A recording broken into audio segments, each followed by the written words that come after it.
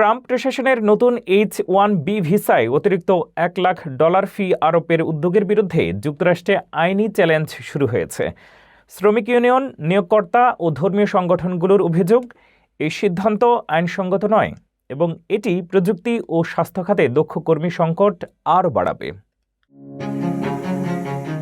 যুক্তরাষ্ট্রের নতুন H-1B ভিসার ওপর $1 লাখ ফি আরোপের উদ্যোগের বিরুদ্ধে আইনি চ্যালেঞ্জের মুখে পড়েছে ট্রাম্প প্রশাসন। শুক্রবার ক্যালিফোর্নিয়ার সান ফ্রান্সিসকো ফেডারেল আদালতে দায়ের করা মামলায় একাধিক শ্রমিক ইউনিয়ন, নিয়োগদাতা প্রতিষ্ঠান এবং ধর্মীয় সংগঠন দাবি করেছে এই ফি আরোপ আইনসঙ্গত নয়। মামলাটি প্রেসিডেন্ট ডোনাল্ড ট্রাম্পের 2 সপ্তাহ আগে জারি করা এক ঘোষণার বিরুদ্ধে প্রথম বড় আইনি চ্যালেঞ্জ।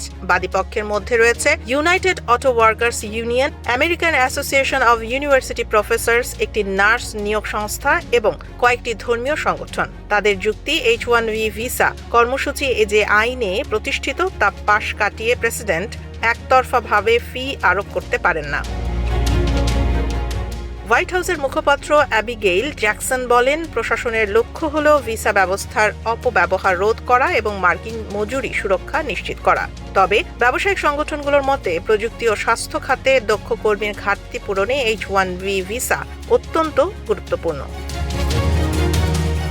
বর্তমানে H-1B আবেদনে নিয়োগকর্তাদের গড়ে $2,000 থেকে $5,000 ফি দিতে হয়। নতুন আদেশ অনুযায়ী 21 সেপ্টেম্বরের পর দাখিল হওয়া নতুন আবেদনে অতিরিক্ত $1 লাখ না দিলে ভিসাধারীরা যুক্তরাষ্ট্রে প্রবেশ করতে পারবেন না, যদিও বিদ্যমান ভিসাধারীরা এর বাইরে থাকবেন।